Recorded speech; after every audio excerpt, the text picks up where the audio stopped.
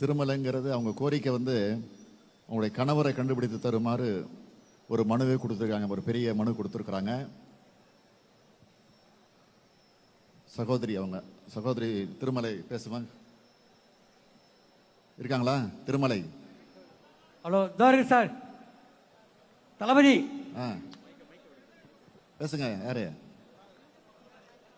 கீழ்பண்ணாத்தூர் தொகுதி துறிஞ்சாவரம் ஒன்றியா திருமலை. திருமலை, நீங்க வந்து ஒரு கொடுத்திருக்கிற மனுவினுடைய சாராம்சம் என்னன்னு கருந்துவாம்பாடி. சொல்லுங்க, பேசுங்க பேசுங்க.